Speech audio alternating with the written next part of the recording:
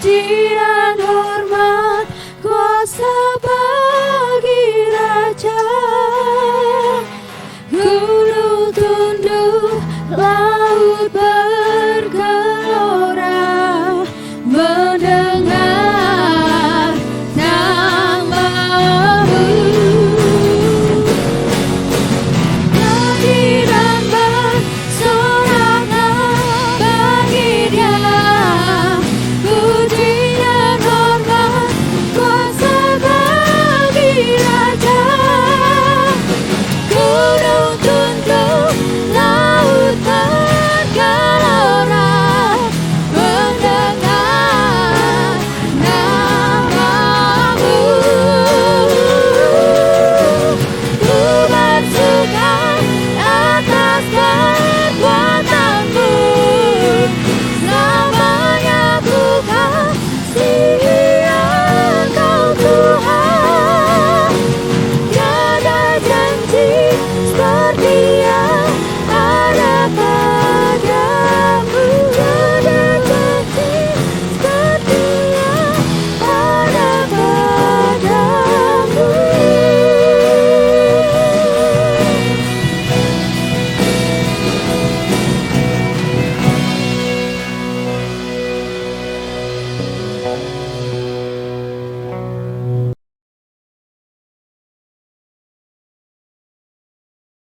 Shalom Bapak Ibu serta saudara yang terkasih dalam nama Tuhan Yesus Kristus. Pada kesempatan pagi hari ini kita bertemu kembali dalam renungan mahasiswa Sekolah Tinggi Teologi Baptis Indonesia. Sebelum kita akan bersama-sama belajar kebenaran firman Tuhan, kita akan berdoa. Bapa di sorga, kami mengucap syukur terima kasih buat kesempatan pagi hari ini. Hamba-Mu akan menyampaikan kebenaran firman-Mu, sehingga firman-Mu boleh menjadi berkat buat setiap orang-orang yang mendengarkannya. Di dalam nama Tuhan Yesus Kristus, kasih kuasa Roh Kudus-Mu menyertai. Haleluya, amin. Saya memberi judul kesempatan pagi hari ini renungan kita, Undangan Tuhan Yesus, yang di dalam Injil Yohanes pasal 7 ayat 37 sampai 44. Ada 4 hal yang akan kita maknai dalam undangan Tuhan Yesus pada renungan hari ini. Yang pertama, datang kepadaku. Suatu tindakan yang bagaimana kita jika diundang ya kita akan datang ya. Saya membacakannya dalam ayat 37. Pada hari terakhir, yaitu pada hari puncak perayaan itu, Yesus berdiri dan berseru, barang siapa haus, baiklah ia datang kepadaku dan minum. Ya, suatu undangan yang Tuhan berikan atau yang Tuhan katakan kepada bangsa Israel pada kesempatan pada waktu itu, di mana ada perayaan Pondok Daun. Pada hari itu Yesus berdiri dan berseru, jika seseorang haus, datang kepada Aku dan minum. Pada perayaan Hari Agung itu adalah hari raya Pondok Daun bagi kaum Yahudi. Pada kesempatan itu hari ke-7 atau hari ke-8 perayaan itu akan sebagai penutup ya. Dan pada puncak Hari Raya Pondok Daun, Tuhan Yesus menjanjikan Roh Allah dengan cara yang pasti, sangat menantang mereka yang mau memihak kepada Dia. Dan juga sungguh mengganggu ya bagi mereka yang melawan Dia. Selama 7 hari, imam-imam mengadakan prosesi dari kolam Siloam ke Mesbah di Bait Allah. Air itu dicurahkan untuk mengingatkan ya dalam prosesi itu bangsa Israel, mengingatkan bagaimana bangsa Israel dalam penyertaannya ya, Tuhan menyediakan air bagi umat Israel di padang gurun. Jadi suatu peringatan dari bangsa Israel kepada Tuhan. Jadi untuk meminta hujan untuk tahun yang akan datang, dan mengingat janji Allah mengenai air yang berkelimpahan dan pencurahan Roh Allah. Nah, pada hari terakhir air tidak dicurahkan, sehingga perkataan Tuhan Yesus melihat pasti ya tidak akan terjadi pencurahan air tersebut. Tapi Tuhan menyediakan air yang secara rohani tidak pernah gagal. Mereka hanya memikirkan air hujan yang secara jasmani, yang akan memenuhi kebutuhan sebagaimana mestinya manusia. Tapi di sini Tuhan Yesus memakai kesempatan untuk mengarahkan perhatian mereka pada keperluan rohani mereka. Jadi Tuhan Yesus ingin bagaimana bangsa Israel datang kepada Dia. Demikian pula kita sebagai orang-orang yang sudah percaya kepadanya.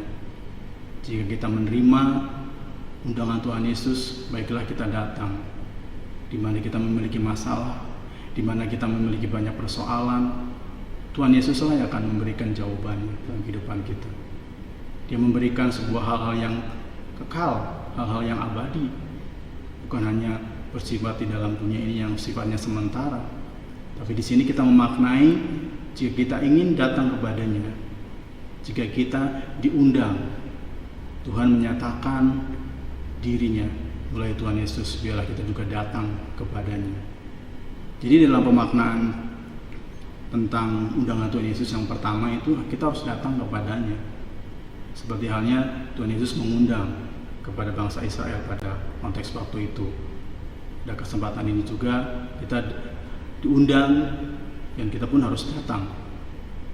Ya, itu yang pertama. Terus yang kedua, ayat yang 38 dikatakan, barang siapa percaya kepadaku seperti yang dikatakan oleh kitab suci, dari dalam hatinya akan mengalir aliran-aliran air hidup. Saya menggarisbawahi di situ ada kata kitab suci. Kitab suci merupakan hal yang menjadi dasar sebagai umat yang percaya. Ya. Alkitab selaku penyataan Allah, memiliki kekuasaan yang sama, seolah-olah Allah sendiri yang berbicara kepada langsung ya, kepada kita, berbicara langsung pada kita sebagai umatnya. Kenapa Tuhan Yesus menunjuk kepada Alkitab? Karena firman Tuhanlah yang merupakan kekuasaan tertinggi untuk kehidupan dan ajarannya. Alkitab juga merupakan kekuasaan tertinggi bagi orang Kristen karena Allah sendiri yang berhak menentukan standar-standar kelakuan kita. Dia telah memilih untuk melaksanakan kekuasaan ini dengan memberitahukan kebenarannya dalam Alkitab. Bisa dikatakan di situ, dari dalam hatinya akan mengalir aliran-aliran air hidup. Bisa kita terjemahkan, di dalam Yesuslah, di dalam Tuhanlah akan ada banyak-banyak hal, ya, seperti dikatakan aliran-aliran air hidup, sebuah kehidupan yang sungguh nyata, sungguh kekal, ya. Seperti sungai, janji ini kiranya berhubungan dengan ibadat ya. Pada saat dirayakan perayaan Pondok Daun, dalam ibadat itu juga terdapat juga upacara mendoakan turunnya hujan, upacara yang memperingati mujizat air di gurun pada saat dahulu ya. Dan dibacakan nubuat-nubuat mengenai mata air yang akan menghidupkan kembali Sion. Di dalam tafsiran ini lebih menekankan kepada kita hal kepercayaan.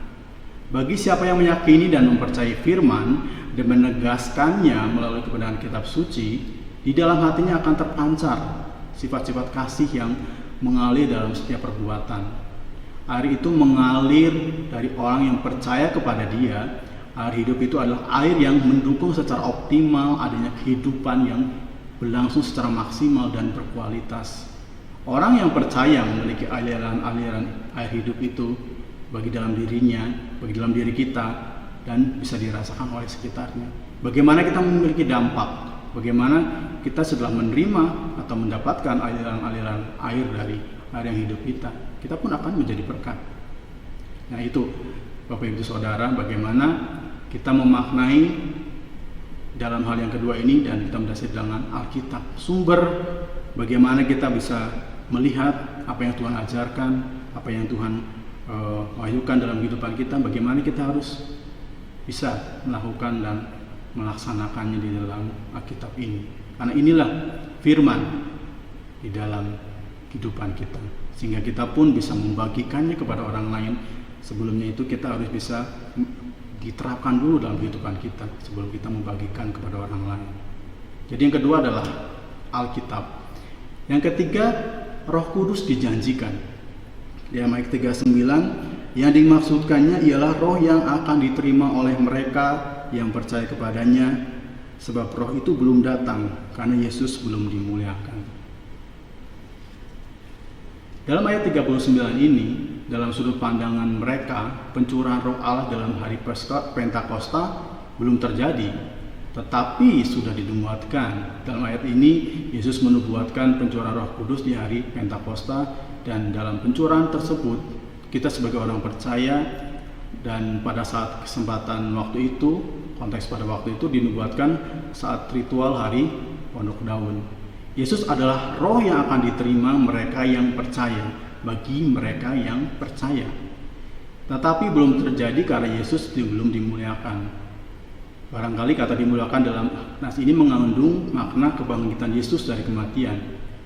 Apabila karunia roh diberikan kepada orang percaya, maka mereka akan mengalami hidupnya yang melimpah. Dihidup di dalam Kristus yang berlimpah. Di dalam ini, air hidup ini akan mengalir keluar kepada orang lain. Jadi kita bisa membagikannya. Jadi kita akan menerima Roh Kudus. Ya, setelah kita percaya, kita akan menerima kuasa untuk kita bisa membagikan, kita bisa menjadi bersaksi buat orang-orang yang ada di sekeliling kita, orang-orang lain yang belum percaya kepada Tuhan Yesus.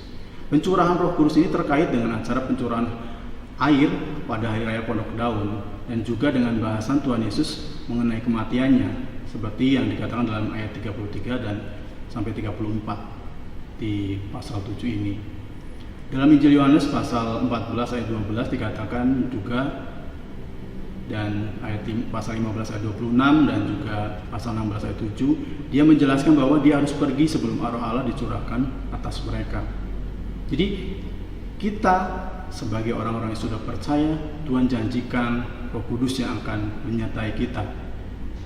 Di dalam setiap kehidupan kita sebagai orang percaya, Tuhan tidak pernah meninggalkan. Dia menjanjikan sama Roh Kudus kita yang akan tetap terus menjadikan bimbingan kita, sehingga dalam kehidupan kita Tuhan tetap menyertai melalui kuasa Roh Kudus-Nya. Kemudian yang keempat, undangan Tuhan Yesus, jangan ragu-ragu.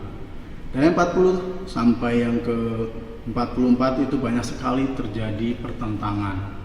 Ya, yang dikatakan dalam 44, maka timbullah pertentangan di antara orang banyak karena dia.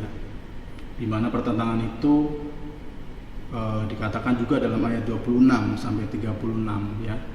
Dan di sini memuncak di ayat 43 sampai 44, di mana keinginan orang-orang menangkap Tuhan Yesus. Ya. Tuhan Yesus menyatakan dirinya di tempat umum bahwa dia adalah penggenapan hari raya Pondok Daun. Dialah sumber air, dialah sumber Roh Kudus, dialah yang memuaskan segala keperluan mereka. Pernyataan yang sungguh begitu besar. Di tempat yang ramai, di sini dikatakan suatu hal yang di pasal 1 ayat 5, terang itu bercahaya di dalam kegelapan dan kegelapan itu tidak menguasainya. Anggapan pada rakyat pada saat itu terbagi dua. Jadi anggapan mereka, dia ini benar-benar nabi yang akan datang, atau Mesias atau benar-benar nabi yang akan datang yang tidak dapat dipastikan. Di dalam ayat ini terjadilah beberapa pertentangan ya, dan perbedaan pendapat tentang keberadaan Yesus itu. Setelah mendengar perkataan Yesus, muncul beberapa orang yang memberi tanggapan tentang Yesus, dan dalam ayat ini mengatakan bahwa Yesus adalah seorang nabi yang akan datang. Kita sebagai orang percaya dan mengaku Tuhan Yesus adalah juru selamat, kita jangan pernah ragu.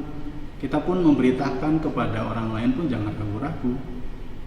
Kita sudah mengetahuinya, kita beritakanlah. Dan kita pun akan dibimbingnya. Dalam kesempatan ini juga kita melihat dalam konteks secara khusus bagaimana ayat 37 sampai 44 ini berisikan tentang air sumber hidup. Undangan yang sudah Tuhan berikan buat kita, undangan yang sudah Tuhan nyatakan buat kita untuk kita mendapatkan air itu, air yang hidup itu. Biarlah kita terima, biarlah kita tetap terus merindukan bagaimana kita kebutuhan rohani yang terus menerus. Jadi sebuah gambaran singkat tentang sosok Yesus yang dapat memberikan kesegaran iman bagi yang haus, yang membutuhkan secara rohaninya kekurangan akan kebenaran tentang kitab suci. Jadi air ini dikaitkan dengan hidup kekal yang merupakan berkat tertinggi yang diberikan Allah buat kita. Dan di sini juga diperjelas Yesus akan menyelamatkan manusia dari dosa dan memperjelas kepada orang-orang yang pada kesempatan itu tentang kemesiasan Yesus yang datang dari Galilea. Jika kita melihat ke belakang bagaimana perikop ini juga memiliki hubungan erat dengan perikop yang sebelumnya. Perikop yang sebelumnya menceritakan tentang ada pertentangan mengenai asal Yesus. Bahkan orang-orang ini semakin marah, bahkan benci kepadanya ketika Yesus pada waktu ia mengajar di bait Allah mengatakan, memang aku belum kenal dan kamu tahu dari mana asalku. Namun aku datang bukan atas kehendakku sendiri, tetapi aku diutus oleh Dia yang benar yang tidak kamu kenal. Aku kenal Dia sebab aku datang dari Dia dan Dialah yang mengutus aku. Jadi dalam perikop ayat 38 sampai 40 ini menunjukkan kelanjutan dari ayat 26 sampai 36 yang sebelumnya menceritakan tentang kesaksian Yesus tentang dirinya yang terjadi pada waktu pesta. Kemudian berlanjut ke ayat 37 44 masih ada perayaan sama, namun ada penegasan mengenai Yesus sebagai air sumber hidup, sebagai gambaran dirinya, di mana pertentangan orang banyak di ayat 26 sampai 36 memuncak di 43 sampai 44 ini. Itu keinginan orang-orang untuk menangkap Yesus, orang-orang yang tidak senang. Dalam kehidupan kita sekarang bagaimana? Banyak orang yang tidak mengakui Dia, tapi kita yang sudah percaya, mari Bapak Ibu Saudara, dari keempat hal ini kita harus datang kepadanya. Kita memiliki Alkitab sebagai dasar, sebagai pegangan buat kita, dan kita pun sudah dijanjikan menerima kuasa Roh Kudus itu. Dan kita pun yang keempat, jangan ragu-ragu, sehingga kedepannya kita pun akan semakin yakin di dalam kita menerima undangan dari Tuhan Yesus. Biarlah kita pun tetap terus dengan kerendahan hati kita meminta pimpinan Roh Kudus. Kita menerima Tuhan Yesus yang tetap terus menyegarkan kehidupan kita. Mari Bapak Ibu, dengan perenungan pada kesempatan pagi hari ini, biarlah kita tetap terus datang kepada Tuhan dan kita tetap terus merindukan bagaimana akan kasih-Nya yang akan terus memberikan kekuatan buat kita, sehingga undangan yang Tuhan nyatakan dalam kehidupan kita, biarlah kita terima, biarlah itu menjadi berkat buat kita, dan kita pun berikan berkat itu buat orang-orang yang belum mengenal Dia, dan kita pun akan semakin diberkati dengan akan undangan ini. Mari kita berdoa. Bapa di sorga, kami ucap syukur terima kasih ya Tuhan buat kesempatan yang indah ini. Kami boleh merenungkan kebenaran firman-Mu. Biarlah firman-Mu boleh menjadi berkat dalam kehidupan kami, dan kami pun semakin yakin dan percaya akan setiap undangan yang Kau boleh berikan buat kami, sebab Kau-lah air hidup, air yang kekal, sebagai kami tetap terus bisa datang kepadamu, dan kami pun bisa merasakan kasih-Mu, dan kasih-Mu bisa kami berikan, tularkan buat setiap orang-orang yang belum mengenal Engkau. Kau senantiasa memberkati semua setiap orang-orang yang mendengarkan kebenaran firman-Mu pada kesempatan pagi hari ini. Di dalam nama Tuhan Yesus Kristus kami ucap syukur terima kasih. Haleluya. Amin. Shalom. Selamat pagi. Tuhan Yesus memberkati.